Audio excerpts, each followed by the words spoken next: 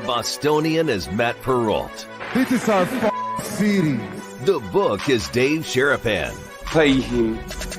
Pay that man his money. Together, they are The Bostonian versus The Book. You covered! You covered 12! I covered! Follow the show on Twitter at Boston versus The Book. How do you like them apples? Bringing you the best insight on sports betting news, Matt and Dave's daily picks, and an entertaining and unfiltered dive into the sports betting industry. Here's Dave Sharapan and Matt Perrault. And here we go.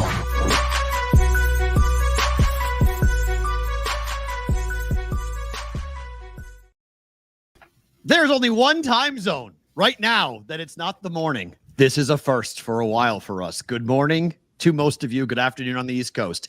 It is a special early edition of the Bostonian versus the Book. Dave Sharapan and Matt Perrault. If you're watching on the replay on SiriusXM, or listening on SiriusXM, or watching on Sports Grid, no difference to you guys, but for everyone else, welcome to the show. Thank you for being here today, Wednesday, Thursday, and no show on Friday. This is the schedule for this week. As Dave, our city is being overrun by our friends in the sports betting and betting world.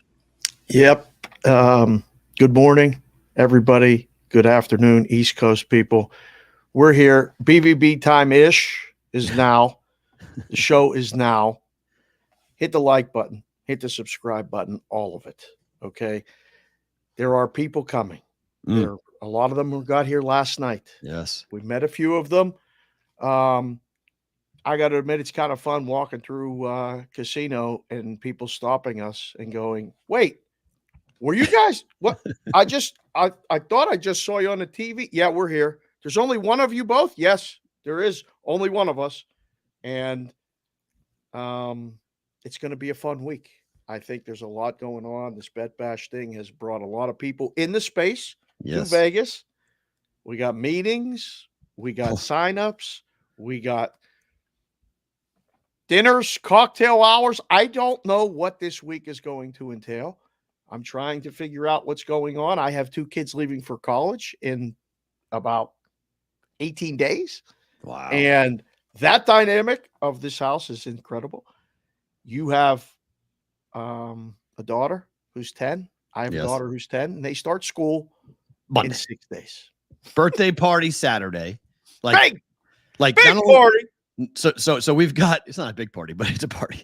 It's any party with little Kendall and Maddie is a party. Yes. Kendall would be a party. Yeah. Any Kendall Maddie party is a party. So there's obviously today we've got multiple meetings tomorrow. We have multiple meetings on Thursday, no show on Friday because everything going on Friday. I have a birthday party on Saturday. I've got first day of school on Monday, and Amanda and Brooks arrive on Tuesday. So yeah, just a little, we're just a little busy. This is why people, get stuff that helps keep them awake. This is what, coffee. I know you got coffee. I mean, other people have other things that they choose to keep them awake for days and stuff. We don't do that. But there's things that help things stay up, help stay awake. All kinds of things you can turn to. For a lot of people, they turn to this. We got an hour and 40-minute show. Yes. We appreciate you guys being here. This is going to be a fun one. Nice video. Let's talk about it. You did a good job with that. First ever BVB Big Ten $25,000 survivor pool is up. Okay. Yep. Direct login. You can go to our website as well to get a link, or just direct login is splashsports.com/BVB.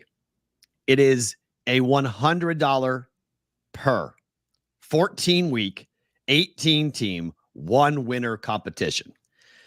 Dave, my Big Ten friends are already all up in arms. One, my Nebraska friends are mad that I was wearing an Iowa hat in the video. They were not very happy with that. They're like, what is on your head? Why are you wearing an Iowa hat? And I said, well, it's a Big Ten thing. I had something planned for the video where people are going to get upset with things that we're wearing all the time. That's why I wear everything, because, we go out last night and I'm wearing one thing and they're like, what are you wearing that for? Do you like them? Well, I that's like the thing. Yeah, everyone's trying to figure out whether you like them or not. I Right. love that. I love that conversation of like, Yeah. are you picking them? Is that why you're wearing them? Or are you Yeah. trying to jinx them? Is that the Maloik? You trying to put the bad juju on them? Like, why are you wearing that? It's Yeah. funny. Yeah. So It's funny. I do the same thing. So when I post the Daily Juice, I have to pick the thumbnail that appears on the YouTube video. mhm. So sometimes I pick the team, a picture of a player on the team I bet. Sometimes I pick a player on the team I bet against. Right. I'll do my own version of that. Going like, do I want to jinx it, or do I, and like in my brain, I keep track of whether or not it hit the previous time. So I'm like, well, if I put a picture of the Dodgers and the over hit, so let's put a picture of the Phillies and see if like I just play that game in my head to see if we can play that. So I am a little stitious. I'm not superstitious. I'm a little stitious. It's fine. It happens. I mean, I got a text yesterday. Why'd you wear the Royal stuff?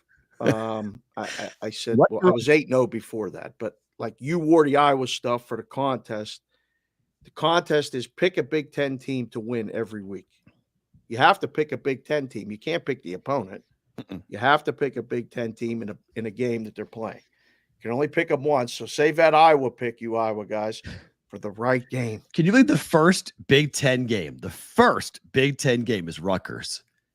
Thursday afternoon, 6 p.m. Eastern time kick. Rutgers plays the first Big Ten scheduled game of the year on the 28th of August. So that's the week that is open to the contest. You could actually use that game. Yep. That week. Yep. Okay. That takes us that takes us that week. You have to pick it. You have to pick that week. Week You one. have to. That's the first week of the contest. So the week they 0 play Howard. is not. It's the last weekend of August, 1st of September. You have to have your entry in paid for. You can get up to 3. Yep. It's 100 per, and you have to pick a Big Ten team to win. Yep. And it's any Big Ten. So like I mean, I might tell you guys what to do, but like Rutgers plays Howard in week 1. If anybody goes out in week 1, there's something wrong. Like no one should go out in week 1. You guys should all advance in week 1. There are a couple of really layups. The problem is, when do you use the other teams? Like when do you use the Purdue's? When do you use Northwestern? When do you use Washington? Teams that are going to be suspect. Like it's going to be really wild. I mean, I think we're going to have a week like sometime in October where like half the crew, half the field goes out. Because we're going to see there's always that 1 week of just crazy upsets in conference play, and it just wipes out everybody. Right. Michigan will be like 14 against Michigan State and they'll lose or something, right? Like that'll be the one where you're saving Michigan for a spot, and then everybody gets on them. Either way, it's something we tried to be different. We talked about this. So there are 4 teams you don't have to use. That's true. You can put the line through those 4 teams. But in some ways, that makes it more complicated and difficult because you're going to limit yourself down. You can say, I'm not picking a Northwestern game. I'm not picking a Purdue game. You can do that if you want, but there's a conference schedule that comes out. They're playing each other. So you have to find and navigate that. The payment, Roger Long, you're going to go to splashsports.com. They handle everything. So go to splashsports.com/BVB. They handle everything you need to know about what to do. There's the link right there, boys and girls. Take a screenshot, pause the show, write it down, www. Or just go to our on Twitter /BVB to enter. And at Boston versus the book has a direct link. You can just go pinned to the top of our account is the link. So you can just go right on Twitter. Yep. At Boston versus the book on Twitter. The direct link. Go to thebvbshow.com as well. Absolutely. Yep. There's a direct link on there as well. Direct link on our website. We do have a website. For you website guys, it's a little bit rudimentary, but we have a guy working on it every day and adding links and different things like that. It has our picture. Payment is for $25K worth of hats. Man, oh, look at AOWN. Week 10 is going to take a lot of people out. Wow. You've already looked at AOWN? This is great. Already going ahead. So let's see. What is week 10? I could pull up week 10. You've got that schedule right there. Yeah. So here's week 10. Let's see what we got. 1, 2, 3, 4, 5, 6, 7, 8, 9, 10. The 2nd of November. 11-2. Illinois is home against Minnesota. That sounds like fun. Indiana is at Michigan State. Woo! Iowa, Wisconsin, home against Wisconsin. Oregon, Michigan's a good game. Geez, Maryland's on a bye. Oh boy, that's tough. You can't So use that Maryland that week. Nebraska's taking on UCLA at home. Hello. Sounds Purdue, like a good Purdue spot to use Northwestern. Nebraska. It's the Cucka. Oh, Penn State, Ohio State. Nobody's using that game. No? No, they're not using that game. What you're going to use Ohio State for that one? Yeah, right. Washington, USC. Good game. Ooh, good game. I like that game a lot. Yeah, you're right. That's a good week. That's a good. And the bye weeks are all tricky, right? I mean, Maryland's a bye. Rutgers a bye. The week before you've got bye weeks for Purdue and only one and UCLA.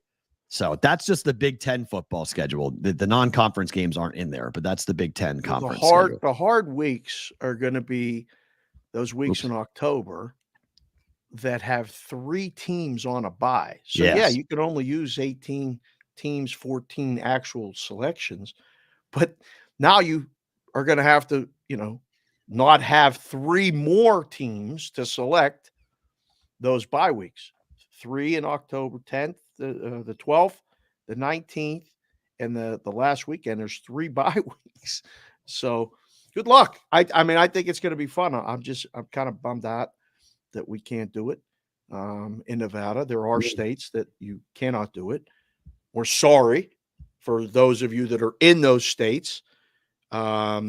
You're unable to participate, which Hawaii's out. Doing that on purpose. No, Michigan, New Jersey, and New York. Just hold on, okay? If you're in one of those 3 states, this week they are anticipating going live in Michigan, New York, and New Jersey. And clearly those are 2 of the 3 are Big Ten states. Technically, New York kind of is a Big Ten state. So we're waiting for those, and that's a big one because of Michigan and Michigan State. So we will announce it and tell you when they are officially live, but they have told us. And by the way, Canada, outside of Quebec, Canada, you're good. If you're in Canada listening, watching the show, you can be a part of this everywhere but Quebec. So that's the only province that they've outlawed it or not legalized it in Canada. Yeah, so guys like Bonvie are maybe going to go into business. He already been DMing with me. He's really, I mean, it's been really kind of neat. The number of people who have been DMing me about this when we made this announcement a couple of weeks ago or days ago, a lot of, I'm actually really excited with it because we were at my kitchen table just like, shooting the breeze, and we just came up with this idea of like, let's do something different. Then everyone's doing survivors. How do we do it? Because college football, if you do a college football one, it's so vast. There's the reason why the NFL works is because it's contained, because it's only 32 teams. 32 teams. So, I was like, how do we do it where it's contained? And the SEC obviously is, big brand names and people, it's really difficult in the SEC. But I feel like the Big Ten this year, due to the new teams, it's a coast to coast league. So you've got the California schools, it's not legal in Oregon, but you got to pick Oregon. And we go all the way to New Jersey. And the Midwest obviously is a big part of this show. So Big Ten football, you're a Big Ten guy. Just makes sense. I worked in Big Ten country. So it just works. Yeah. The Big Ten is the conference of the people. That's like, you're kind of a behind the scenes. I know you like the Big Ten. You're an SEC guy. Oh no, I like the Big Ten. I think I've told you this before. I think you besmirch the Big Ten a lot. Oh, I say the Big Ten puts football and sports in its proper place. You guys have other things going on in your lives. The SEC does not. So there's a different level of intensity that comes from that. I don't know if the Ohio State people actually do that. I think the Ohio State is closest to the SEC, and that's possible. Yes, that's one team. Penn State people are pretty over the top too. Ole Miss people do this. Mississippi State people do this. Tennessee people do this. Florida like the Northwestern people don't do this. No, it's not. They like to dump their chest a little bit, come out when they're good, but it's few and far between. But my favorite Northwestern story is that when I talked to a Northwestern offensive lineman who said all they used to do when they played Michigan and Ohio State and they were getting beaten badly, all they would say to them is, enjoy it while you can. You're going to work for my ass in 5 years.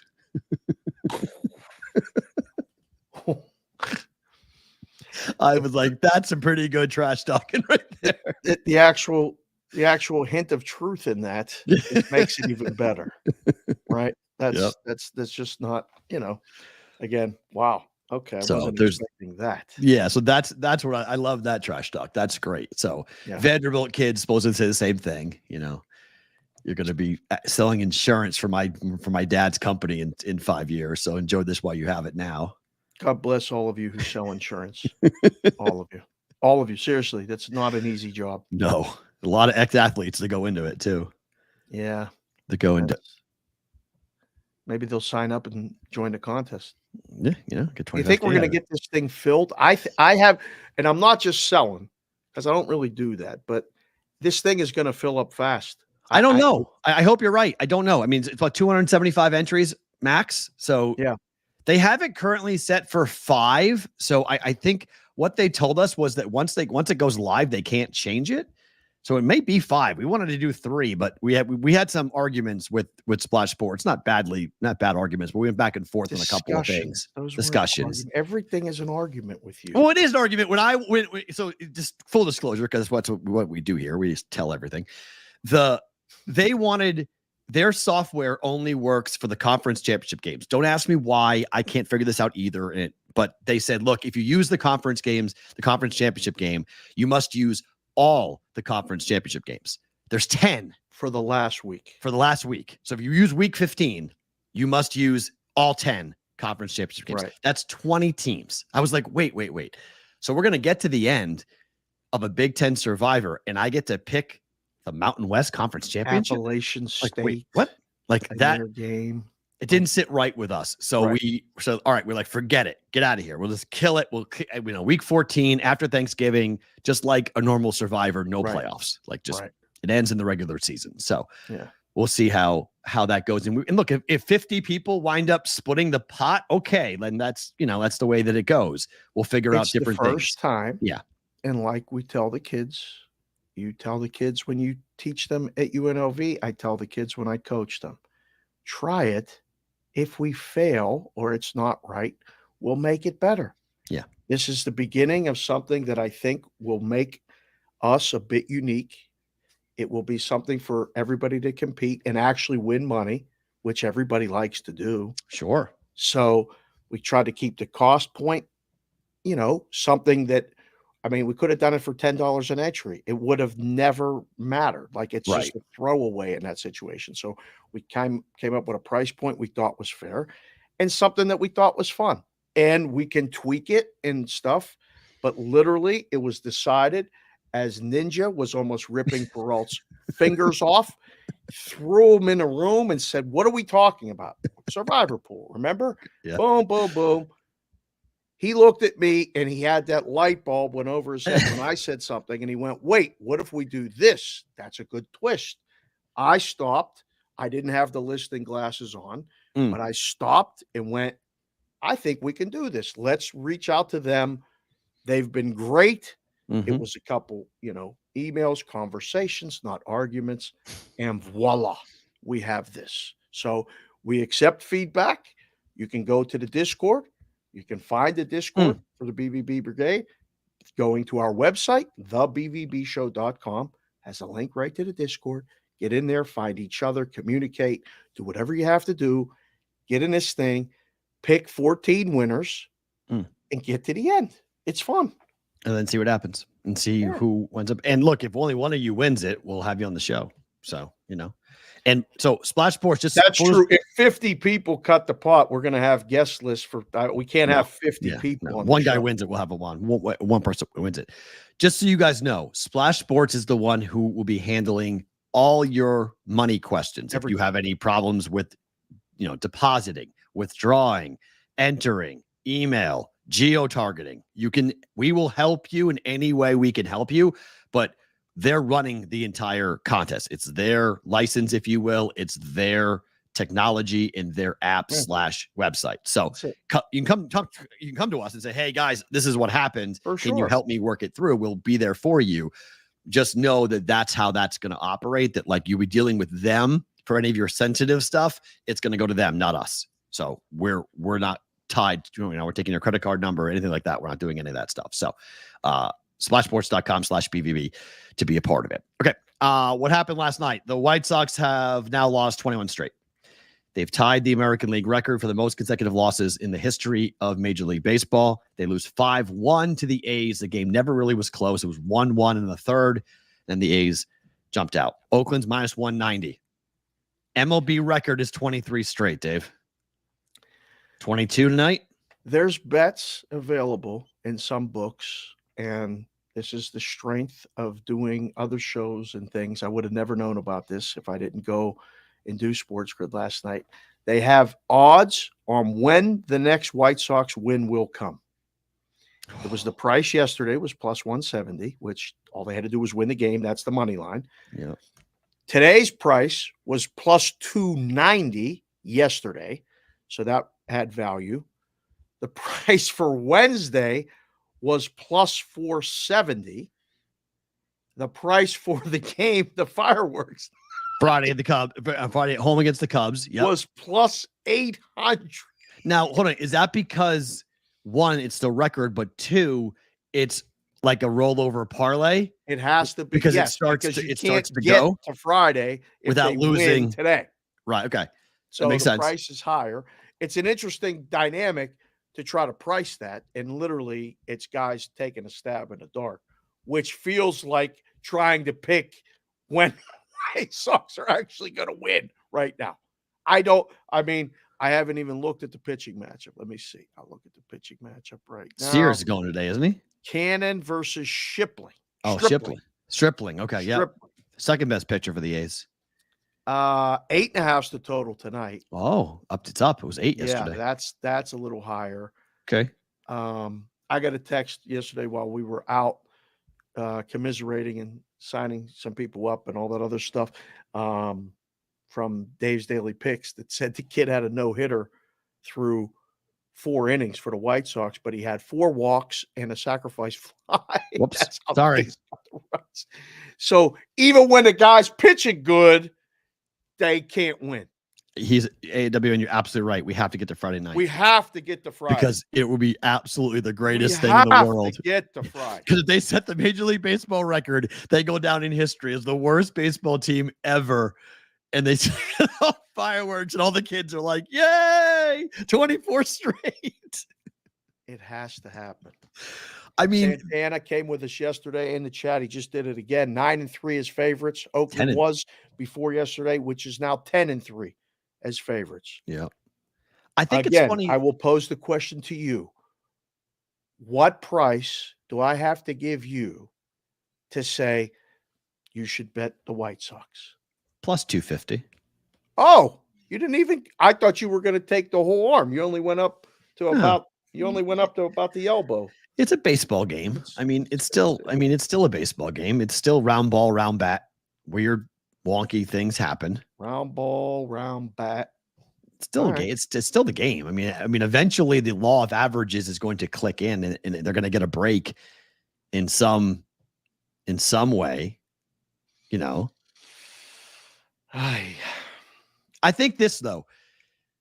So the White Sox, this is kind of like a no-hitter to me. Every loss, the pressure builds. It gets worse and worse and worse. When did it get bad? When did we get to the 6th inning? Because it's 21. I think we're in the 6th inning now. I think we're on the 6th or 7th inning now. We're really close. So they're on the road. It's hard to play. Obviously, they're one of the worst teams ever on the road. They're coming back home to play their arch rivals. If I had to bet which game they win, I think they beat the Cubs on Friday. That would be the game they would win. Because if they lose that game, I feel like there's a dam that gets broken and they may lose 40. They just might, once they get past the record and they lose to the Cubs, how many Cub fans are going to be at that stadium wearing red and blue, cheering on the Cubs, wanting to laugh at White Sox fan in their face? I have a feeling it might get a little bit nasty in that. It could. Yeah. A little bit of between the booze and the betting and everything else. There's going to be a lot of yapping. This is awesome. This is why there is a recent board by the roulette wheel. Now, I took a long time to figure that out. I had to move to Vegas to walk a casino floor with a casino executive showing me different things on table games for that to be explained to me on the psychological level of why they put that thing up and why that was one of the most brilliant moves in the history of gaming on the world is when they put a digital tracker up as to, well, red hit 4 times in a row. Black is due. Mathematically speaking, it never changes. The odds are always the same. People psychologically believe that there is a advantage. Oh, it's got to hit. Right. Red. Got to be. You got to bet black. Have to do it. Or 5 blacks in a row. Got to bet red. There's no mathematical equation that gives you an advantage based upon what previously happened at all. But I didn't know. I was someone who would walk in and I would wait for the red. And once I got to like 7, I'd be like, here, hammer the black. Now listen, to equate this to sports betting, it's the same thing. And that's what that's his point. Just because they lost 21 straight does not mean they're going to lose 22 based upon yesterday. Which makes a lot of the arguments for plays against plays with the recent trends and stuff. It takes away a lot of that. This from doing it every day. People want to hear a reason why you like something. I tell people all the time, I took bets in these books for 25 years. Never asked anybody why they were playing anything. Never once. They just played it, and that was it. Because they can lie to you. They can come up with a reason. They can come up with this. They can come up with that. It's tough. Ask the kids. Give them a poll right now. We got a nice group. People who came in for the early show. Give them something to vote on. This is the benefit of watching the show live. We run these polls. If you catch us on a replay or later, you cannot participate and vote in them, but you can see the results. Do the White Sox win tonight? Yes or no? See what they say. That's a good JC from KC just came in. Declared it. And said that the White Sox are winning tonight. Now, you can come in and chat and say whatever you want, whether you bet it or not. That's great. Good luck. Either way. All right. I voted. There's the poll. It's up. If you're watching the show live, go vote. I'll be interested to see what's the percentage that we get. 70, negative. 70-30 on the no. I think it's higher. Oh, okay. I think it's higher. Yeah. I think we get closer to 80-20. 80-20 rule applies to everything in life, does it not? It's so weird. Whoever came up with the 80-20 rule was right about so many things. Let me see. Yeah, I think it's at least 80-20. Let's see. The White Sox schedule, because someone's saying it might be Thursday for the home game against the Cubs. Let's see. So they're 10-48. The White Sox are on the road. On the road. Sorry. They play off day Friday night. Crochet is on the mound. Correct. Oh my gosh. Even more so. That's the game they win. I think I would bet the 8-1 right now. And the game they win is Friday night against the Cubs to not break the record. They tie the record. They don't break it. Depending on who pitches for the Cubs, the White Sox are going to be favored in the game. As of right now, it's Spencer Arangetti, the kid they got from the Astros. Yeah. He's 4-10 with a 5.33 ERA. Man, I would bet that. I would bet that 8-1 right now. That's a good bet. That's a good play. If you got FanDuel in your jurisdiction, that's a good flyer. Well, I don't know what the price is today. That was yesterday. Now they're a day closer to that, so I'm sure that price is down. Okay, let's see what the price is. Yeah, good point. So now you have to understand, you take the risk of betting that and then winning today or tomorrow. Of course, right. Yeah, of course. But it's still one of those White Sox next win. It's now 450. Yeah, cut in half. I still like it at 4-1, 4.5-1. That's a good bet. And if you think they lose and they lose to the Cubs on Friday, the other way to do that too, though, is to bet to win a unit on the A's today, roll it over tomorrow, and then you have, because you can't get that one without doing that. So you can do a rollover bet on the A's today and the A's tomorrow. But you're risking. But the problem with that is the money line price you're risking on the A's is high. Well, yeah, but today it is. You take 190 to win 100. Yeah, just use 19 to win 10. But we got a lot of problems. We just take $200. Just say So you take $19 to win 10. You win it. You take the 29 to win 15. and you have $45, which is the price if you get to Friday and you already have the profit. So you don't even have to make that bet. That they know that price. I mean, that's how it's done. Okay. They just, take a stab at it. So it's I mean, listen, there's a lot of stories. It's already 210, by the way. Right now. It's already 210 at FanDuel. They've already Who the hell's going to bet the White Sox? Minus 210. Everybody wants to be a bookmaker. I mean, people are getting fined and you lose your jobs and people go out of business and all this other stuff. I think it's easy being a book. Go to work and need the White Sox for 3 weeks. And then you wonder, what the hell did I get in this business for? Like every day, the parlay piece. Who are the White Sox playing? Boom, it's in there. Every day for a month. Fox had a great tweet today. Teams' number of wins since July 10th. Chicago White Sox, 0. Chicago Bears, 1. I was like, I mean, what? They played 1 game. Like, it's hilarious. It's the story of right now. I think this should be a bigger story, shouldn't it? Are you frozen or are you just making that face? I'm making the face. Oh, you're frozen. Look at that face. That is the best frozen face ever. If you're watching Mikey Awesome or you're not, go clip. That was the best face. You went like this. Yep. Like that. I think the reason why is because we have known for the better part of 4 months that the White Sox weren't trying. So I think that's why it's not a bigger story, because we knew they were going to be, when we talked about it, win total wise, who was going to be the worst team in baseball? And we said Marlins, Rockies, White Sox. Right. So, and all three are the worst. The White Sox have gone, above and beyond. They're now by far the worst team in baseball. But we thought they might trade everyone. They didn't trade Robert. They didn't trade Crochet. They did trade Fetty. And now what's the motivation for the White Sox to go out there and play every day? It literally is an exhibition game. Like, there's no motivation. You're playing for next year, or you're playing for your next team. You're not playing the game because you want to win it, other than just the pride of going out there. Like, how do you go to work today after losing 21 consecutive days? And you're like, give me the ball, Skip. I got us. Let's go. Like, there's no rah-rah at this point. It's just a job. I'm getting paid to play baseball. We wanted to win. We wanted to win in spring training, and that stopped. And now it's tough. I mean, you ever work for a business that's going out of business? It sucks. It sucks. It's not, and this isn't going out of business. You have to keep coming. You have to keep coming. I mean, and you're playing for pride. You're playing for your next contract. You're playing for a job. So they got you as a player, though.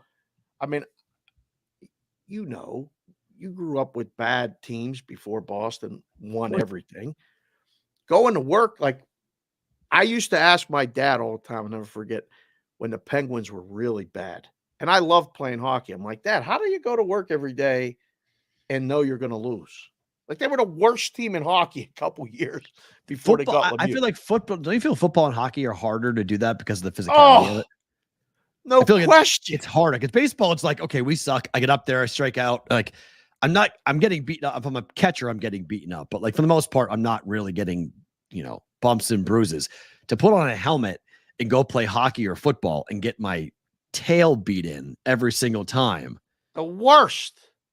I don't think I would like to do that. You start making very large business decisions.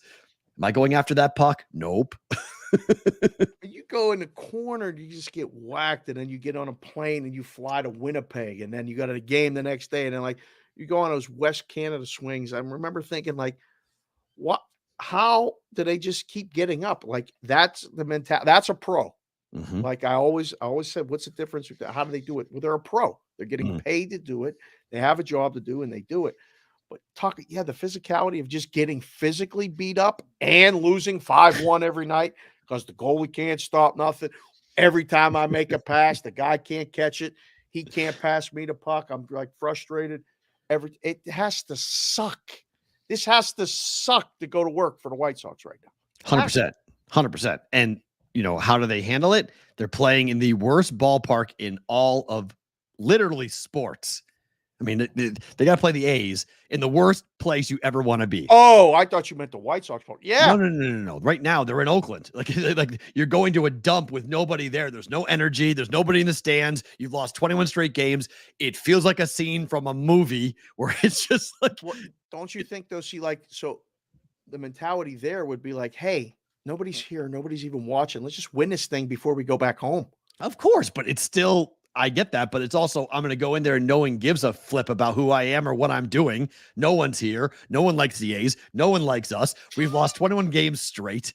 Somebody go kill a chicken, please, because we got to go and find out a way to win a game. We need a live chicken. You got to go and I need Joe Boo to go have take a shot and have a bat fall on a guy's head or something to stop this. I'm going to start wearing my underwear on the outside of my jersey or something. I got to change something. So, our friend Tyke, who was on the show, who saw those no-hitters. I mean, he's a diehard baseball guy. He was there last night. And I said, the amount of history that he's seen in that ballpark, and he jumped over to the Giants games a lot of times too, but he was there last night. I said, you got to go all week. You have to be there to see this continue or stop. Like if you're someone who likes baseball history, or you want to say you were at the game that the White Sox actually won to prevent them from being Isn't that the other side of the coin that we haven't talked about? If you're in the A's clubhouse, you can't don't you say, boys, we ain't losing. We ain't losing. Game. We ain't being the team that's gonna. These guys have lost 21 straight. We're not the ones they're getting. They'll get somebody else. Let them get the Cubs at home on Friday. They ain't in our park. They ain't get. I don't care if nobody's here, guys. No, they're not. This clown show is not beating us. So I think there's a rallying cry for the A's tonight and tomorrow. You go back and you remember baseball moments in history and stuff where guys did something. And I always think about the guy, like when they show, Hank Aaron's home run that broke the record, and, the pitcher that is part of that highlight, or the outfielder that the ball went over, Bill Mazeroski hit the home run in 1960 World Series to win it, went right over Yogi Berra's head. I don't ever want to be that guy that is on that history reel forever. We'll see this as soon as the White Sox win. It's the highlights national. It's repeated over. Remember that time that they beat the Oakland A's or whomever. No, I don't think so. I don't think, because once the streak is over, it's a non-story. Yeah, it's kind of like the guy who gets a hit for the no-hitter. No one remembers the guy who got the hit. They remember the pitcher went 8 1/3 to get the no-hitter broken up in the ninth. Okay. So I don't think anybody remembers that the A's are the ones that broke that. They're the ones that lost. I think everyone talks about the White Sox. They tied the AL record, according to Josie Myers, who's been doing an amazing job for us. Thank you, Josie. Keeping track of this. They are ahead of pace now for the worst record ever in American League history. Ever. 2003 Tigers, 119 losses. They're on pace for about 121 losses right now. So if they keep rolling the way that they're rolling, I mean, we're talking about, we've never seen this level of horrific play before in American League history. The 1962 Mets or 61 Mets? Which one is it? The one that has 120 losses? 62, 120 losses. So they're on pace to potentially be the worst team we've ever seen in Major League Baseball. Mets were a first-year expansion team. This is a team that won a World Series in the last 20 years. They won a World Series the last 20 years. And I don't mean to laugh at the futility, but it's a brutal. That's tough. I mean, it's just embarrassing. I mean, if you're a White Sox fan, and TJ, our friend in Chicago, is a huge Blackhawks and White Sox fan, and he's like, "What did I do to deserve this? Like, what did I do to have my hockey team and my baseball team be horrific?" And yeah, JPC, they probably do shut Crochet down at some point. I would agree. I think they're going to do that. He's already over his last start, or was it the start before that? He was he only went 2 1/3. Yeah, took him out. He went through the order once, and they said, "All right, you're out." Like, and what? That might happen Friday. That could happen, and the Cubs need it. I mean, they need it desperately. But I mean, this is one of those stories that it's a slow-moving car crash. We were watching it last night at the book. It's just like it was 1-1, 2-1, 3-1, 4-1, game over. Like that was it. 5-1 final. Like once they went down by 3 runs, it's later. Wrap. goodbye. See you later. It's all done. And, the A's, there's all they just sold the Coliseum to some private equity group. And like, they've got all turmoil. They're going to Sacramento next year. And guys trying to find housing over there and figure out, it's not permanent. It's only a couple of years, but we go over there, get an apartment in Sacramento and play ball over there, and Major League Baseball over there. Both these franchises are a complete and total mess. The whole thing's a mess. It's all just a mess. And I'm glad I went up there to see the last Pirate game there ever. It's cool. Our friend Justin's up there. He's got an open invitation. We can go if you want to see it. But it was depressing. Yeah. Because they stripped the whole Coliseum of all the history. Like, there's not an A's anything outside. The workers were everybody was just going through the motions. City hates him. City wants him gone. Yeah. All right. The Patriots and the Browns. Brandon Aiyuk. This broke, and I'm going to give props to Andrew Erickson for Betting Pros, who told me this on a show that we did, literally the last show of the regular season last year. He said, Brandon Aiyuk's going to be a Patriot, right? And I said, What are you talking about? Yeah. Said Brandon Aiyuk's going to be a Patriot. And I came here and said this. I go, hey, I got a guy who's telling me that he thinks that Brandon Aiyuk's going to be a Patriot. And then last night, it comes out that it's down to two teams, the Browns and the Patriots. Who would you rather play for over the next 3 years? Because Aiyuk gets to pick. Well, you'd pick the Patriots, right? Well, only because of history, pedigree, ownership, leadership. History is a big player in this. It's all different other than the owner. Patriots what history is there? Brady's gone. Belichick's gone. You're a Steelers fan. You're going to tell me your history is gone? Well, how is history gone? The history is the history. I'm not going to that place for the history. Who's the quarterback? I'd be going to know that. As a receiver, I'm asking one question. I'm asking you, who do you trust? Who's throwing me the ball? Which franchise do you trust to be competitive? About the franchise, they're all the same. No, they're not. I disagree with that entirely. They're all the same. Why are the Patriots, Cowboys, and Steelers above and worth more than anyone else? Because they've done it better than other franchises. Exactly. So I'd rather go to a franchise that does it better than anybody else. As a wide receiver, I got to go where the quarterback is going to throw me the ball. I got to know. The big question I've got is Amari Cooper still on the Browns? Because if he is, I'm not going there. Why? Because I want numbers. I want the ball. Give me the ball. Win. I don't care if he wanted to win, I want to win. That's out the window. Because if he wanted to win, he'd stay right where he is. He wants money. He wants productivity, and he wants money. Well, that's the only way you get paid. A lot of times. So it's not about winning to win. Him, it's not about winning. Because he wanted to win, he'd stay right where he is and be the odds-on favorite to go back to the Super Bowl. He's a major weapon in that offense, but he wants to win and get paid. Money's more important to him. The first time that I remember this happening, a guy leaving who was number 2. Alvin Harper left the Dallas Cowboys because he was never going to get Michael Irvin's touches, money, or fame. And he went to Tampa Bay. He was out of football. He got a big contract. He was out of football in 2 years. Careful what you wish for. When you can go. You want to be the man? That's fine. You want to get paid? That's fine. New England season win total is 4.5 or 5. I would like the over. I would be very curious to see. Again, this is if Amari Cooper's on the Browns, you're not getting the ball. If he's in the trade, okay, if he's in the trade and he goes to San Francisco and Amari Cooper is gone, then I go to the Browns.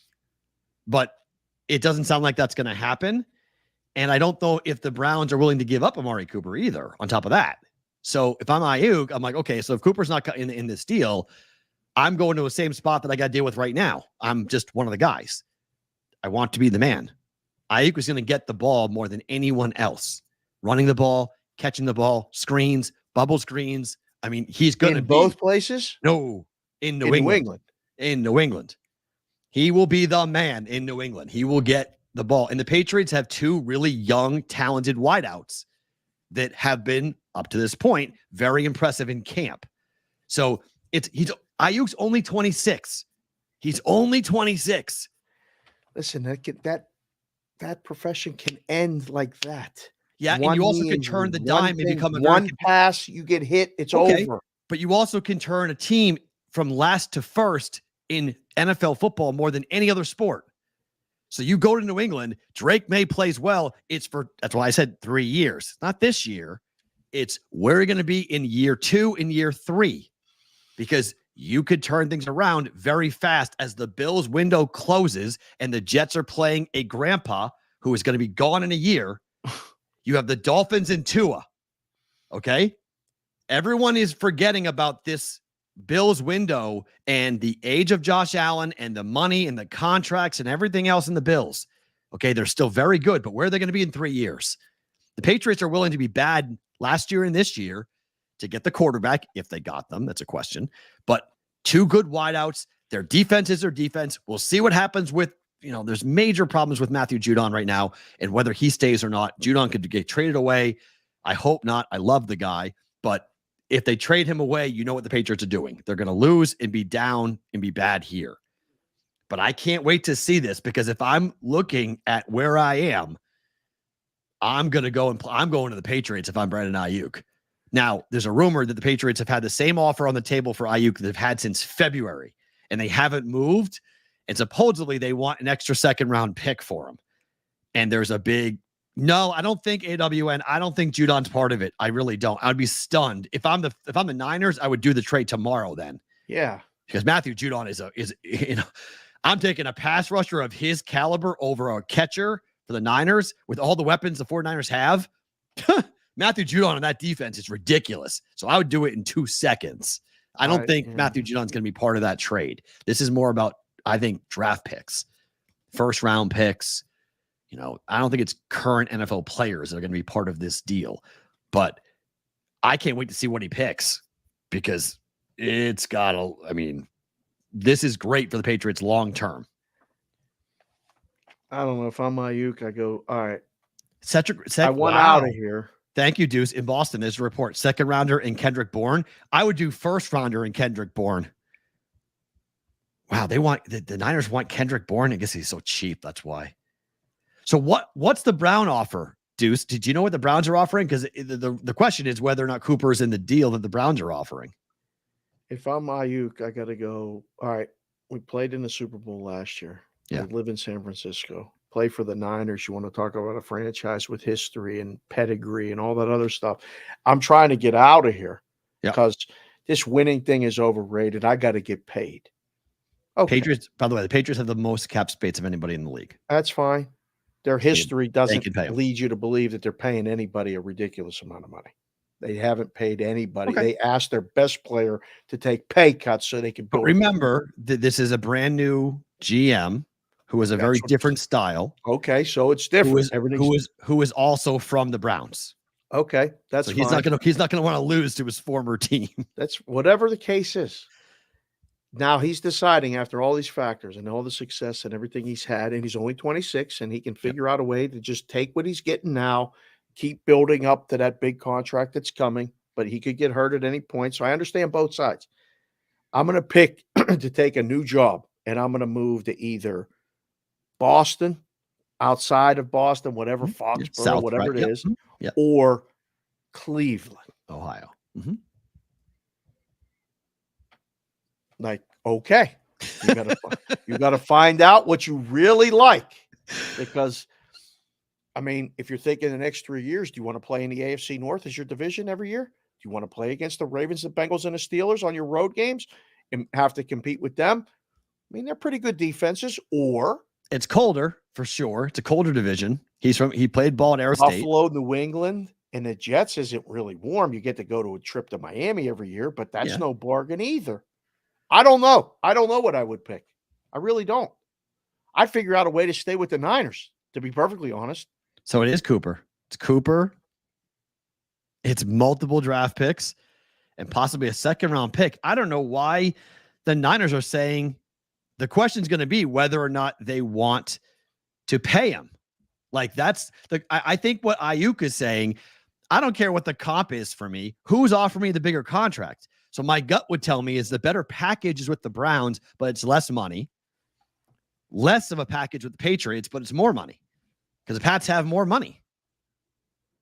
Just have more money available. They have this is why Matthew Judon is so angry. But it makes a lot of sense as to why the Patriots have been stringing along Matthew Judon and haven't paid him what he wants, because they're waiting to see if they're going to pay Aiyuk. They offered a huge contract to Calvin Ridley, if you remember. They tried to get Calvin Ridley, and he wouldn't go to that. He decided to go somewhere else. So the Patriots have been trying to upgrade to get a legitimate number one weapon for Drake May for a while.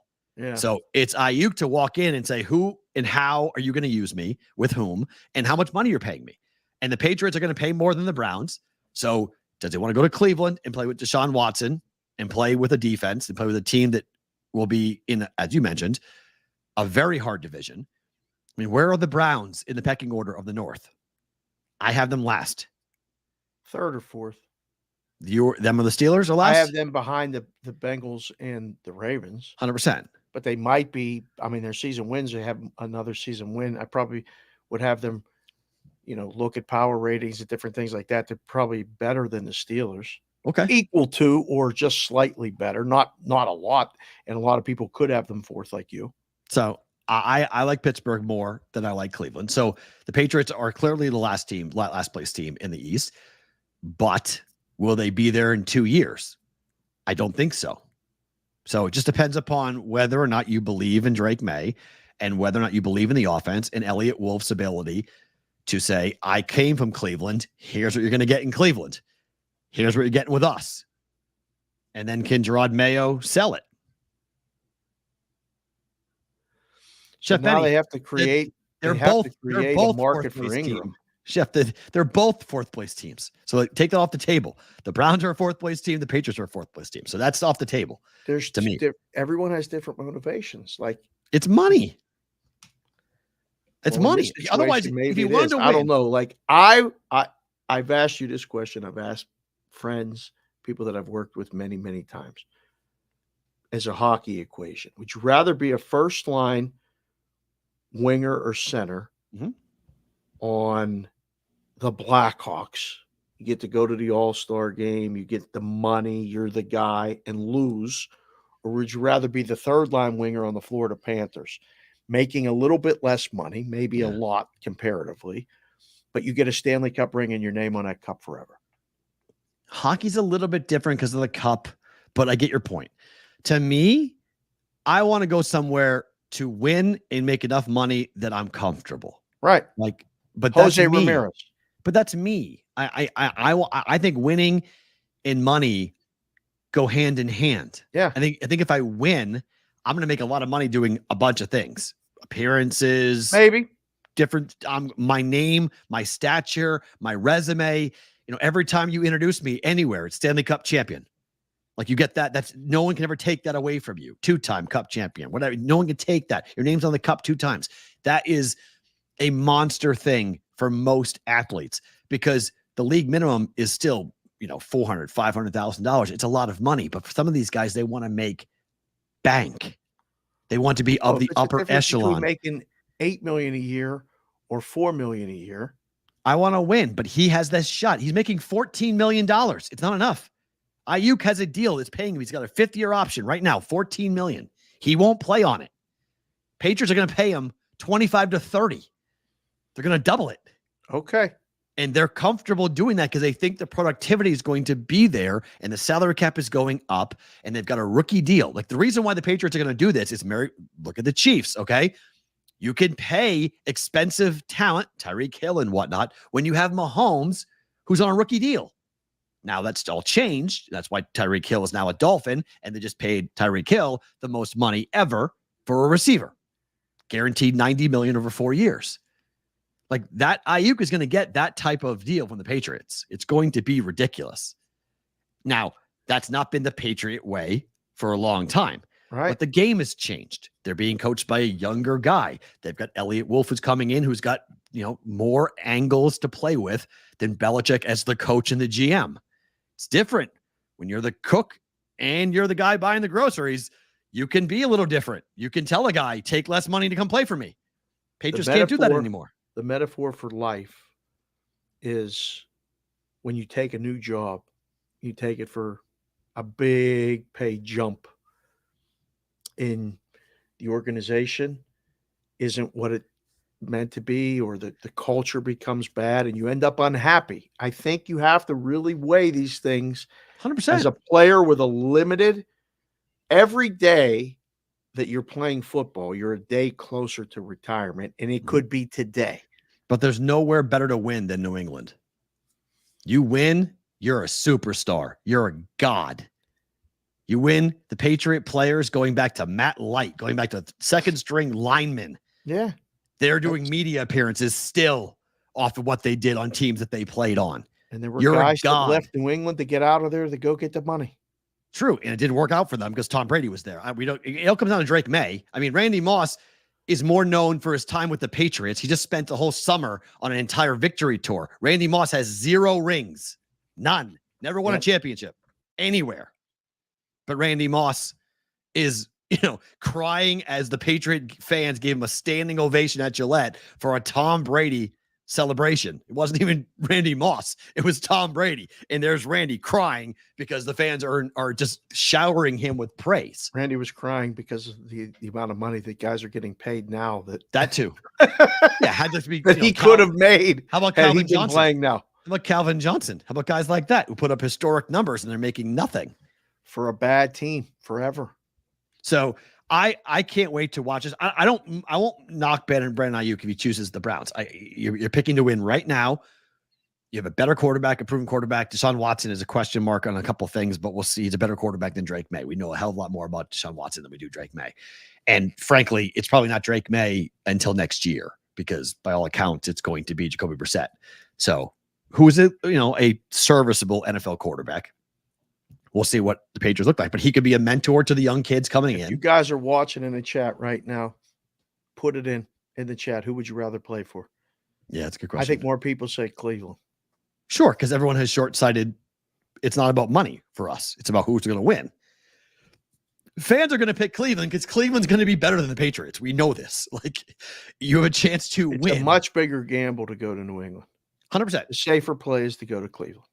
Yes, but if you're interested in money, and that's what you're motivated by, taking more money with the Patriots, because it might be significant. Yes, AOW and San Fran with a pay cut. It's not going to be a pay cut. It's $14 million this year. And they offered him a contract that would pay him, I think, like $20 million. He said, no, I don't want that. He wants more. He wants Tyreek Hill money. Will he get there? Probably not, but he's going to have to. I mean, the Patriots are going to pay him close. So the irony is you have to win to then get the money because they use that against you. Yep. Well, you haven't done anything. Really? Okay. I love when other people tell you your value. It's amazing. Yeah. It's and you have agents representing you, telling you a story. And that's why I think it makes it even harder, murkier, because you have a kid who's going to make $14 million a year and you're telling him don't take it. Mm-hmm. Really? You're telling me don't take it because you can get me more, but I'm going to have to pick up and move to Cleveland. I like wearing the red and gold of the Niners. I like winning the division, and I like playing in the postseason. If I go to New England, I ain't playing in the postseason anytime soon. If I go to Cleveland, there's no guarantee I'm playing in the postseason either. It is fun. It's gonna be fun to see too as to how Gerard Mayo handles the negotiations, because Kevin Stefanski's got a decent track record. So who you're playing for comes into play as well. Too. Who's my direct report? I need to know.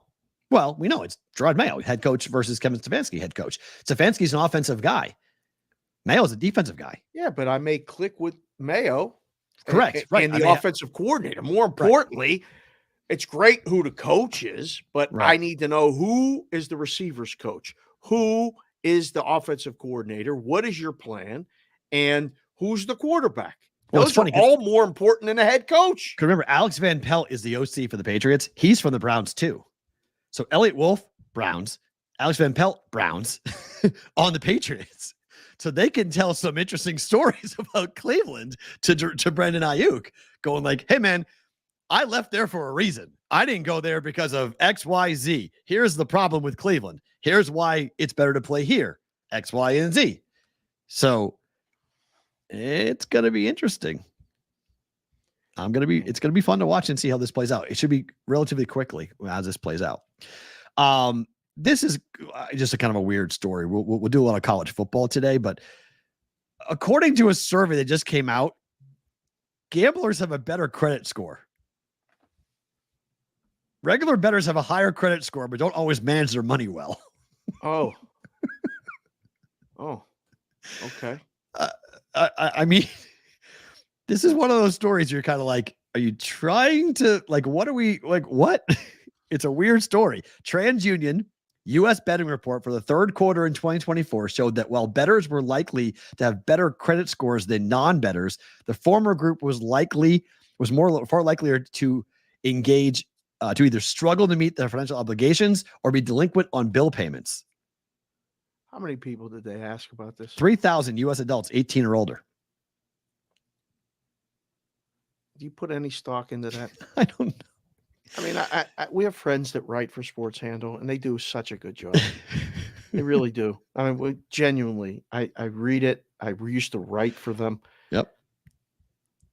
3,000 people. What'd you do? Call them on the phone? Do you bet? Yes. Well, TransUnion did this, not Sports Handle. They're just talking about the TransUnion asked. They went and got all their credit scores. Yep. And they asked 3,000 people. The 750s said yes, they bet. The 650s and below said no, they did not. Really?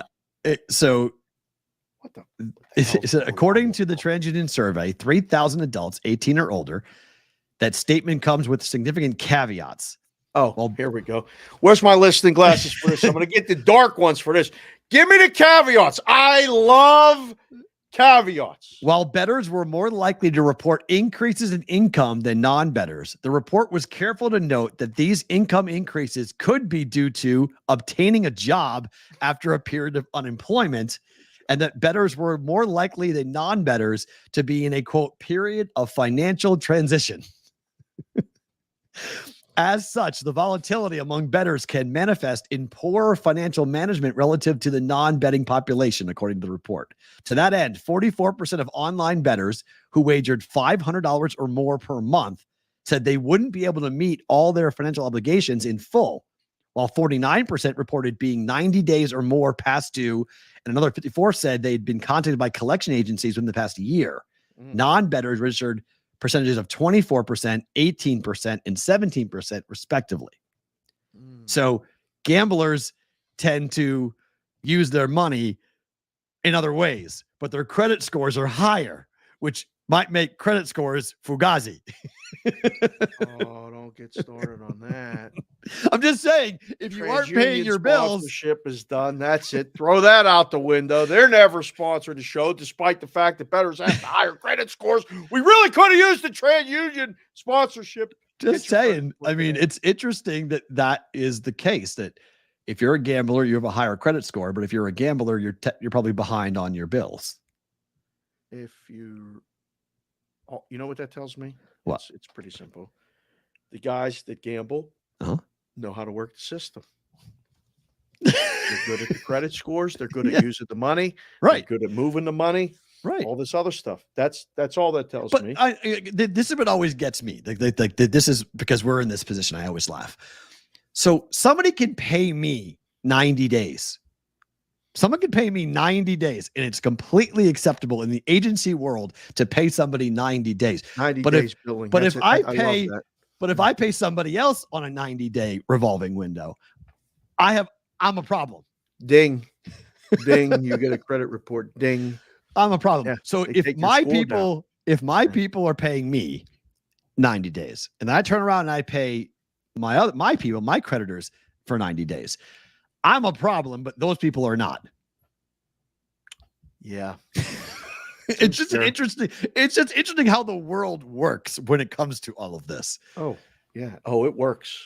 Yeah. It works for them. Yes. Did you skip the Oregon? I did not. Sure? I'm getting, we can do it right now. That's fine. Please. Head coach of Oregon was on a podcast yesterday. Yep. And so he says a lot of stuff. He does. Ohio State fans have called Michigan fans and that team up north. That's been the refrain for years for Ohio State fans. That team up north. So Dan Lanning was asked, do you want to be called that team out west? And he said, yes, I hope that all our Big Ten opponents call us that team out west. Show us that level of disrespect. I never heard until I moved here. Out west and back east. I'm growing up in. Yeah, because we live in a bubble. You live in the Midwest, but it's still in Eastern. Again, here we go. I lived in the Mid-Atlantic. Nope. You live in the Midwest. Pittsburgh was the Mid-Atlantic. What do you call soda?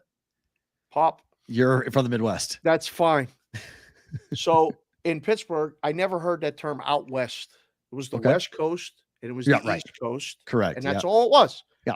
Moved here and they're like, yeah, I'm going back east. Everything's, that guy back east. And now, I've used it in my own vernacular for all of my friends down south. Yep. And I don't mean below the Mason-Dixon line. I mean further south than that when I say that. Is being the team out west, listen, Oregon's happy that they're just talking about them, period, at all. USC and UCLA are down. Oregon is the team out west, is it not? Yeah, but it's a disrespectful thing. Is it? Yeah, when Michigan fans Who cares? Dave, this is an insult to people. Well, that's you just did the fingers, the horns down. That's I laugh at that. That's the stupidest thing that Texas people get mad at. That's disrespect, Perrault. You can't turn the horns upside down. Why not? I don't You're understand. getting upset that they call a team from Oregon out west. That's my point. That's my point. The level of sensitivity that college football fans have is unbelievable. It's ridiculous that calling that team out west would be disrespectful, but it is going to be considered disrespectful. They had to pass a written law in the SEC bylaws that says teams are allowed to do this now. Because in the Big 12, everyone was so nervous and scared that Texas would take their ball and go home, which they ultimately fucking did anyway. They're all so mad. Got it. Over an hour. Cash Perrault's first word. They're also back-to-back days. They were so nervous about Texas leaving. They're like, we have to make that illegal. You can't do that. No, it's a flag. It's 15 yards. You do that in the thing. You can't do that. Really? This bothers you, Texas? That bothers you, That's really? bad. Oh, okay. Right. Not losing all those games to all the teams in the Big 12, but that's it. So now you're going to go to the SEC where you're going to hear and have things way worse. Get ready for the pea grenade. That's going to be fun when you get hit with that. That's going to make this feel nothing. Okay. Pea grenade? Oh, yeah. That's coming. What is literally a pea grenade? I don't know. Pea grenade is when your girlfriend goes to the game, you have her wear in her bra, you have her put a Ziploc baggie full of whiskey. She goes in, you pour the whiskey into the cup and you drink. When it goes out your body, you then put it into the Ziploc baggie. Ziploc baggie, whee, over the top at a fan that's walking by. Hold on. Timeout. 20-second timeout. Welcome to the SEC, boys and girls. Stop talking. I have questions. Hold on. Yep. You bring a bag of booze in. Correct. Pour the booze into the cup of whatever your choice is you're drinking. Correct. You take said bag, instead of throwing it away, you hold it and have pee into it. Fill the bag. Yeah, because you can't go pee in the bag. It's hard if you go to these big stadiums in the SEC. It's a long walk. There's a lot of guys. Long line. You pee in the stands in a bag. And then you go to the top. You take said bag full of piss to top of stadium, and you throw it like a water balloon at a fan. Yes. Listen, welcome to Alabama, Tennessee. You people are fucked up. I've tried to tell you this. This is what the SEC does, okay? This is not crazy, abnormal, out of the question. I've seen cars with knives stuck in their tires because they have a Bama plate going to Tennessee. You're told when you go to Alabama games in Knoxville, you're told take your plate off your car. Don't keep your plate in the car. Don't let them know you're from Bama. Is it still like this? Yes. It's worse for Alabama fans now because they beat the tar out of everybody.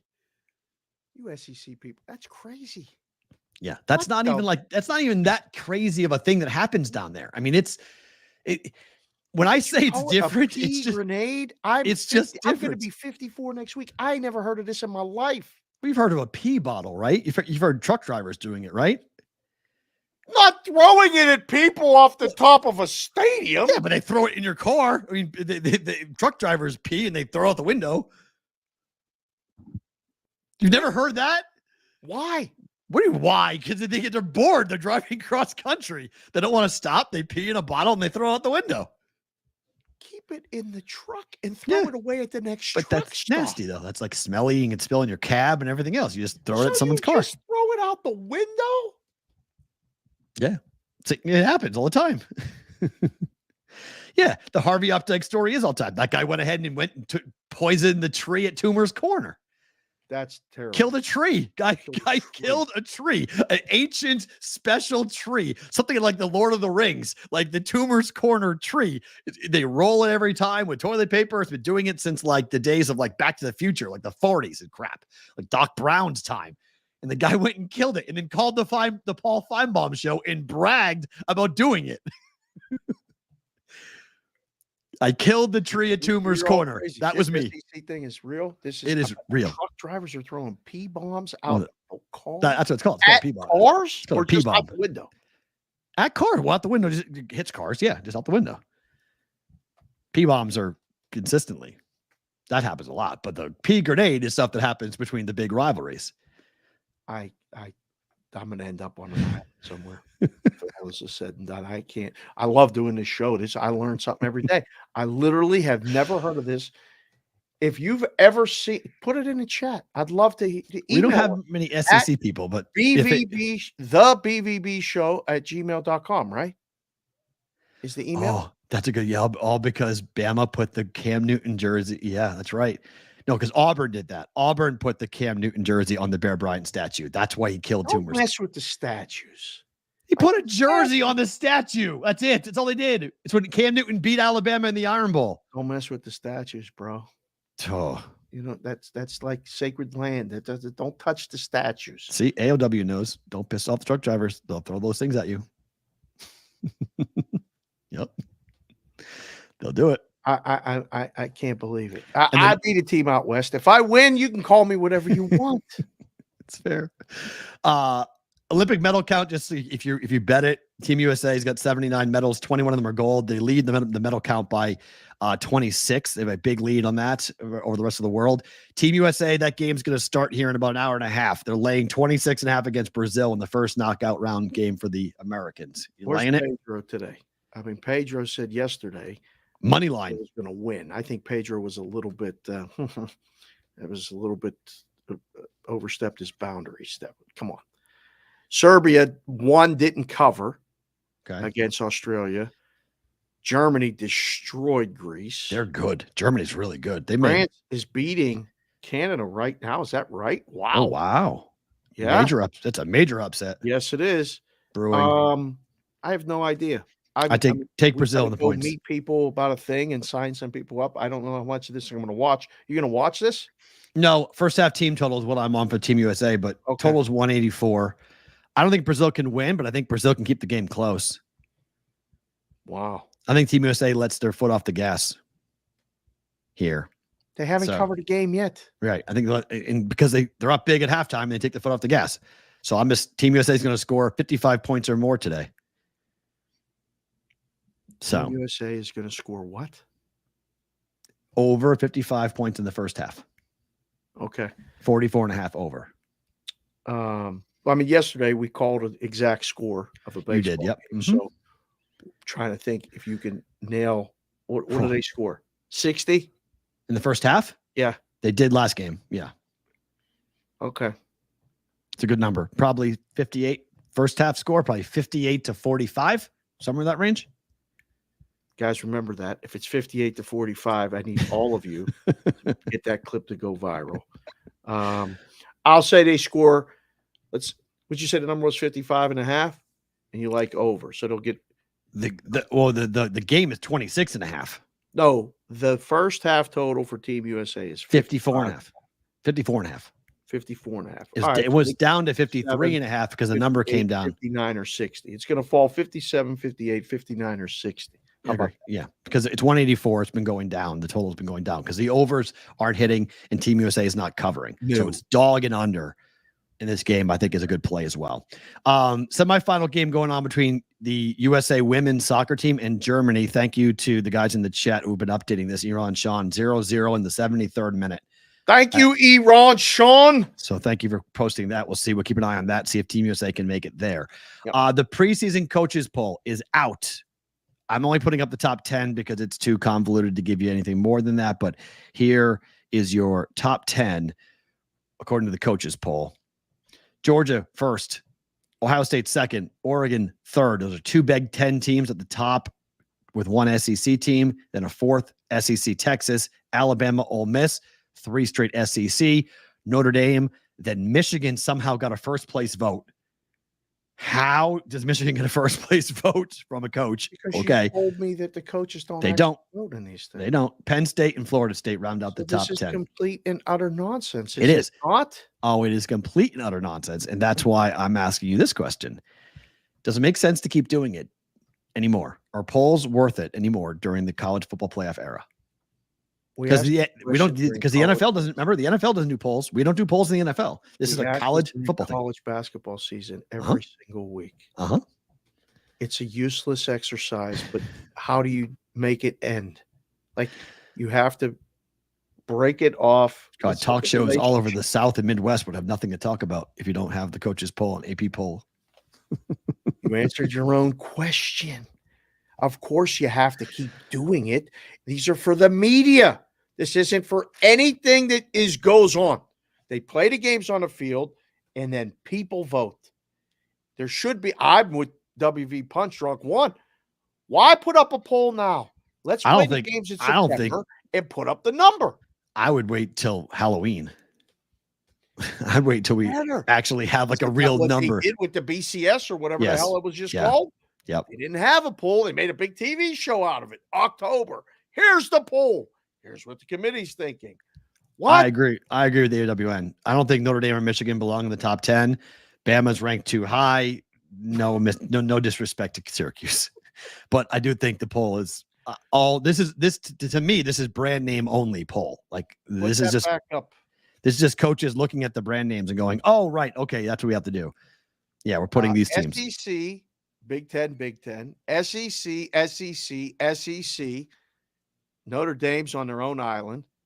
Big Ten, top 8, and then Big Ten because Penn State, and then ACC finally. How did that happen? How in the hell did Florida State get in that party? Don't know. That's the guy that knocks on the door and you go, bro, you're at the wrong house. You're supposed to be here. You got to go. I got the weirdest person to knock on my door that I swore she was casing my house the other day. Oh. She knocked on my door and she was like, "Is this the right house?" And I was like, "What do you mean?" She goes, "Is this the right house for Kevin and Julie? Is this the right house?" And she was really nervous. And I was like, "What are you looking for?" She's like, "I'm looking for the party." It was like 2:00 on a Sunday. She's like, "I'm looking for the party. Kevin and Julia's party. Is this the house?" It's like a movie. And I was like, sorry, wrong house. And I shut the doors and I went upstairs to look. She got in her car. It was a white Mercedes. And I thought she'd go to like the next house, thinking like she just knocked on the wrong house. She drove away. Like down, like not like you didn't have the wrong house. Like you were coming to this house, not getting the wrong number, but you were coming to my house for some weird reason. I was freaked out. Question: what did she look like?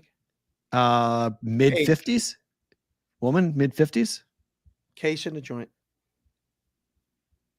A case in the joint. Yeah, it was weird. I was freaked out by the whole thing. I was like, and I couldn't catch the plate, but I got being a white Mercedes driving away. I don't like the sounds of any of this. Nope. So I've been on a little bit of a higher alert on that. Going around, looking around, going like, what's going on here? Like, what are we doing here? It was weird. Like of all the houses, it came just to my house. They didn't go to different houses. It was just my house they came. It's like, okay. Either she wanted a shot at the title. Don't think so. Case in the joint. I thought she was looking for like a swingers party. Like she was nervous. Like she was nervous. That's what I thought she was looking for. I thought she was looking for some like weird. What kind of party are you looking for? That's what I thought. And who in the hell is right. Kevin? That's what I thought. I thought it was some like she was looking for some weird type of like swingers party that she made. She was nervous about it and she was going to pick up something. I thought she was looking for like a dealer. I thought she was looking to buy something from somebody. Like that's what she acted like. She acted nervous enough for me that I was like, this is not what you're saying you're looking for. You're just making this up on the spot because I answered the door and it was a guy. You probably didn't think it was going to be me.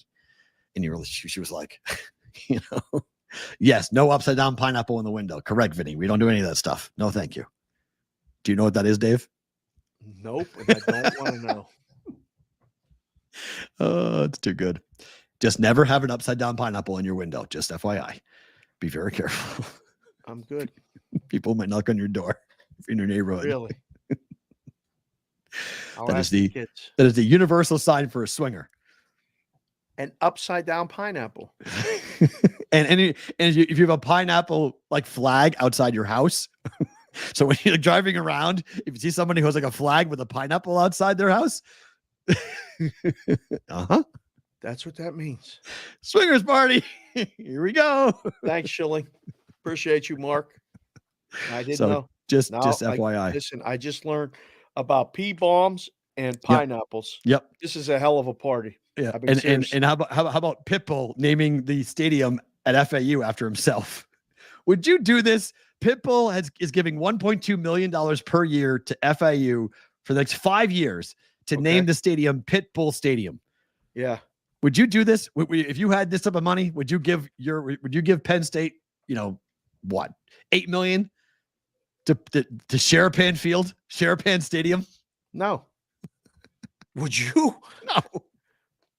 I might do it to name it after like my grandfather or something. I might name it after a family member or something. I wouldn't name it after myself.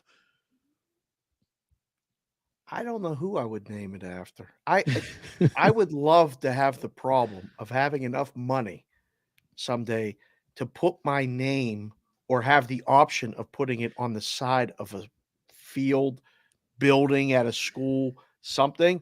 Like I can't imagine. I would rather like do an elementary school or something like that if I'm going to do it. A football stadium, Sharapan Field, it does have a nice ring to it. It does. That's crazy. Yep. I love Pitbull though. You do? Oh yeah, he's got some classic songs. He does have classic songs. Yeah. Circa Sports Pro Football Team of the Day. If you guys are coming to town, you guys are able to sign up here in person.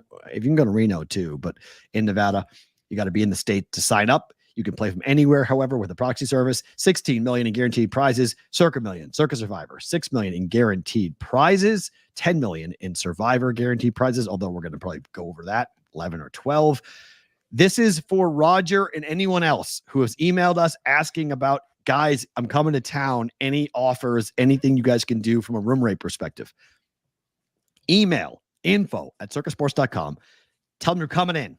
Tell them how many signups you're going to do. 1, 5, 10, or 15. Okay, that's how you guys get. If you're doing 2, 25% discount. If you're doing 5, 25% discount for 3 nights at Circa, the D, or the Golden Gate. Complimentary 3-night stay at the D or the Golden Gate. If you do 10, not just you can get as many people in there as you want. But that's how you guys will get hooked up if you're coming to town to sign up for the contest in August or September. Email info@circasports.com. Our team of the day, the Jacksonville Jaguars. Number 14. Win total 8.5. Efforted to try to get Emerson on for this to discuss this, but I don't know if he's in protest or he's waiting for a package or something like that. I was, we're just waiting. Emerson will be on the show again soon. That's of course, yes. 9-8 last year. I don't know what to make of this team, Perrault. This is going to be a really wild thing because their schedule is wonky. This is one of the most oddest schedules that we've done so far. It's just very hard. So look at the bye in week 12, okay? In the middle of this, 2 games back-to-back in London, Chicago and New England. They're staying there. Those other teams are not. They win them both, no? Probably, right? They open up at Miami, home for Cleveland, at Buffalo, at Houston. That is brutal, ridiculous. That is a brutal start to a season. That's a brutal stretch at any point of the season. That is a brutal way to start the season. I mean, that could be 0-4, Perrault. 100% that can be 0-4. Then you have to beat Indy, you have to beat Chicago, and you have to beat the Patriots. So you go to 3-4 from 0-4 to 3-4, but beating Indy at home is not always a guarantee. It's a divisional game. Then you're home for Green Bay. So hold on. So they start on the road 3 or 4 weeks. They get to come home and play one game in Jacksonville. Then zip over. Then they go to Europe. Yep. For 2 games. Yep. When the hell do they play at home? Green Bay. They have 2 games in the first 2 months of the year. So 3 home games. So, yeah, 3. Well, I mean, they're going to England. They're going to get moved. Like, this is just, they're going to build this stadium. They're going to play half their games in London, half the games in Jacksonville. Oh my goodness. I mean, it's brutal. It's the toughest schedule we've done so far. So then they get back, they play Green Bay. They're going to lose that game. Lose at Philadelphia. Lose. Home for Minnesota. Should win that game. And then at Detroit before they go to their bye. I mean, it's legitimately possible they're 3-8 going to the bye week. All right, let me see. So we got dog 3-point dog at Miami, 1.5-point favorite at home against Cleveland, 4.5 dog at Buffalo, 7.5 dog at Houston. Wow. 2.5 favorite at home against Indy. Pick 'em or -1 at Chicago. But that's not at Chicago. That's Europe. London. Yep. Then New England, they're 6.5-point favorites. At London. What if they lose that game? That's right. A total disaster. Then a 1-point favorite at home against Green Bay. That's not going to be a 1-point favorite by the time it gets to that game. So if you like, I mean, if they're going to be dogs right now. I'm telling you, they're going to be dogs against Green Bay. Yep. So if you want a future bet, go bet Green Bay right now. Take the point. Sunday, October 27th. Philadelphia, they're 4.5-point dogs. Then they play Minnesota at home. Okay, that's their biggest favorite spread of the season. Which is what? 3? 5. 5, okay. Other than the game against New England in the neutral, they're 6.5. Okay. At Detroit, they're already 4-point dogs. Then they have a bye. Oh my goodness. So then the next 6 games, they play 3 home, 3 road. Home is Houston, the Jets, and the Titans. The road is the Titans, the Raiders, and the Colts. Of the last 6, this team's going to win 5 games. Houston -1.5 at home. So Jacksonville's favored. Yeah. At Tennessee, they're less than 3, 2 or 2.5. The Jets game is pick 'em, which I guess I could see because there's too many questions. But with the Jets, they come here in December -1 versus Tennessee. Then at home -1, and at Indy, they're dogs. This is going to be the easiest season win under. What, 8.5? What's the juice? It's just 115 to the over. So it's pick 'em. What the? Here's some breaking news. Chuck is staying. He's not retiring. Huh. We'll learn more about this later. CBW, just post that again. We'll read it for the people that are listening because they're not watching. Breaking news on that. I mean, look, this is a team that has to keep Trevor Lawrence upright. Mac Jones is the backup. ETN, Christian Kirk. They're toast. I'm looking at it, and again, it's not besmirching anybody. Yeah. Emerson, don't get mad at me. Jacksonville fans, go bet it over. I can't believe this number's 8.5. Find me 8 wins in that schedule. You need Trevor Lawrence. Remember, I was really high on Jacksonville last year. I loved Jacksonville last year. So I'm not getting bit twice. I'm not going back to this apple. I'm done with them. But I do understand the point that they've got the talent to be competitive if they have a better year and stay healthy. They've got weapons. Gabe Davis now, they picked him up from the Bills. You got Evan Ingram, who's been very good at the tight end spot. You have Cam Robinson protecting the backside of Trevor Lawrence. Defense has been decent. I mean, last year they were one of the favorites to win the AFC. They're in the conversation. It was, Chiefs, Bills, and then Jacksonville was part of that next tier.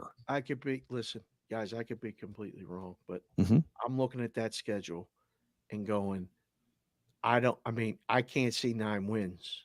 I really can't. They have to win in the division. They have to go 4-2. They have to beat the Colts twice, and they have to beat Tennessee twice and maybe lose both to Houston. Yeah. But in the division, they have to go 4-2.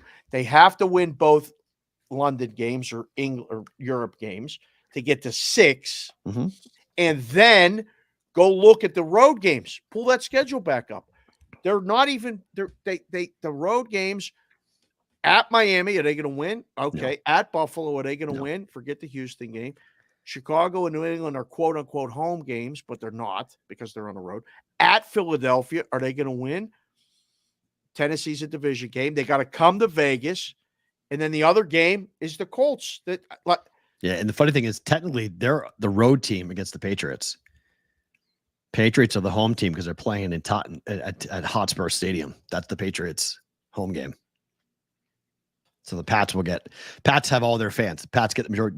They get the majority of the tickets. That's crazy, dude. That's I don't really get overwhelmingly excited about things, but I might have to go look at this season win under myself. I'm not coming out of retirement, but this is one I'm because we do this every day. And if you guys want more college or NFL season win total talk, just go back and watch the show for the last 2 weeks because we've done a different team every day. We're going to do it the rest of the way. This one, I was down on Jacksonville before. Okay. And I'm getting a lot of buzz and pushback from people in the space, both, people that bet, and people that bet real money and all this other stuff down south, et cetera, that Tennessee's going to be better than I think they are. Potentially, but I don't know. Injury to Hopkins is not good. I understand, but if Tennessee's better, I know Houston's better. Colts, we already did. If Richardson's healthy, they're going to be good. Jacksonville may end up being the worst team in the division. What's the ceiling on that schedule? 9 or 10? 10 max. Yeah. 10. There's a lot of numbers below 8.5 that win. Wow. It's very true.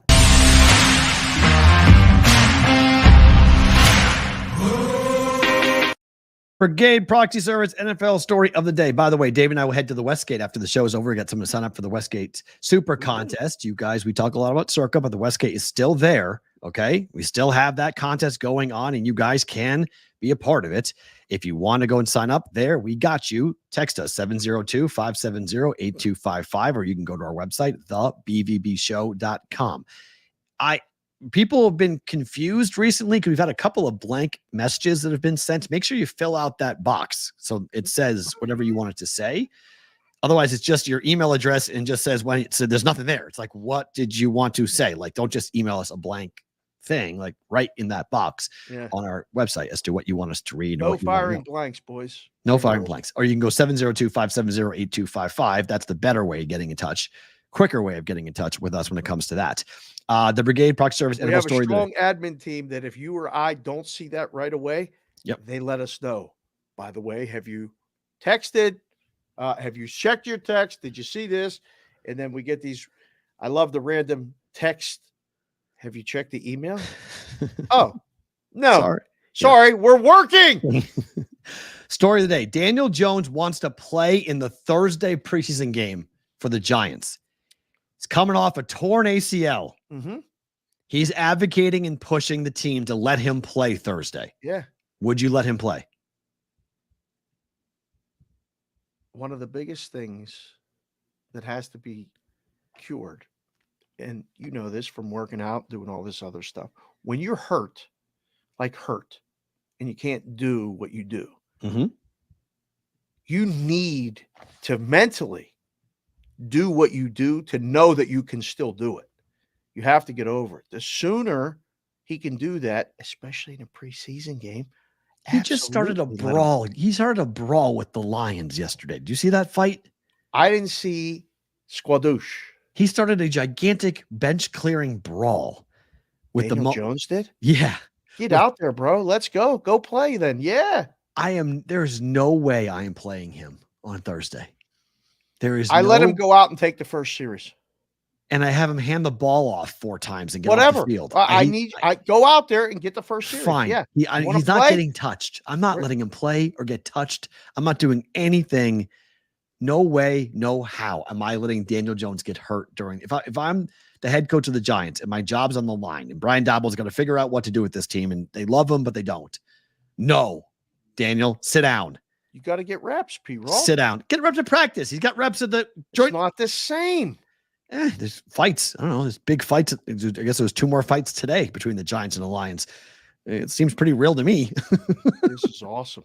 Have you ever been at training camp when a fight breaks out? It gets crazy fast. At least during a game, there's officials, there's flags, you get kicked out.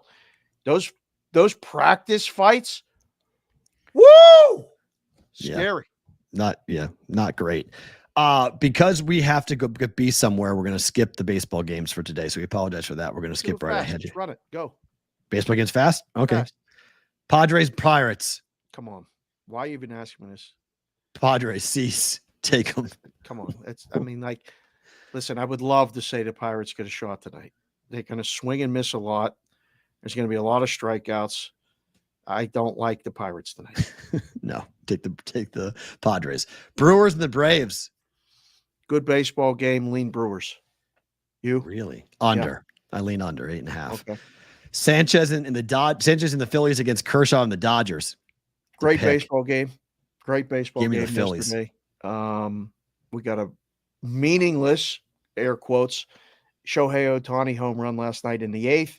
To make the game go from 4-3 to 5-3 to get to over 7.5, and you push the 8. This is welcome back, Freddie Freeman. God bless. That was an awesome moment. Nice moment.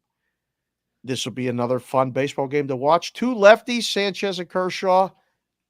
Phillies. I think Phillies. Yeah, Phillies. What's the lowest total of a baseball game you ever seen? We put up a 6 with DeGrom. I think it's 6 is the lowest. Twins Cubs opened at 5.5. Yeah, what was that? That was 5.5. Was somebody just having fun with that? Or I don't know. It's 6 now, but it was 5.5 at open. Yeah, it has to be hurricane gale force winds blowing in. Literally, Hurricane Debbie's down in Florida, and God bless all of you that listen, watch the show down there. Hope everything's okay. It's got a lot of rain.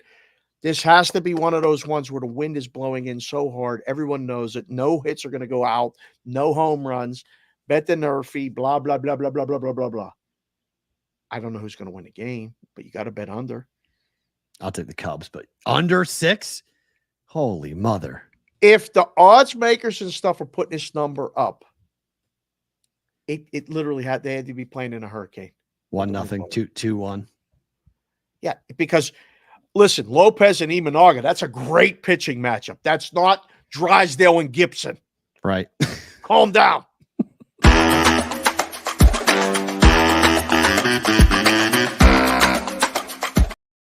It's not Drysdale and Gibson. It's not Drysdale and Gibson. That was good. Facts. Team total USA today. First half team total over 54.5. Better book it. Everybody already. It's over. Okay. Red Sox money line. JC from KC. Let's go, Bayo. Kansas City stuff all over town last night. People loved it. Wore that baby blue Kansas City Royals hat. I believed. The Red Sox took them to the woodshed last night. Today, Bello, Lugo. I'm going back for more. I like Kansas City. Give me the Red Sox. Nothing personal. It's fine. And then finally, under 8 Marlins Reds. I'm living dangerously. The Marlins are the number 1 over team at home this year in baseball. Why? Yeah, this is. I booked the Royals and you take the Red Sox, and I this is over. No. Lodolo against Meyer.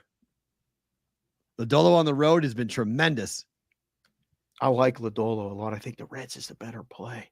Just bet tough. The Reds. It's only -125. Yeah, because Meyer's been tremendous. This That's kid's fine. Good. Kid's good. Yeah. I like Reds, and I'm leaning over. I say book this one too. All right. Favorite thing about today for both of us on a fast one.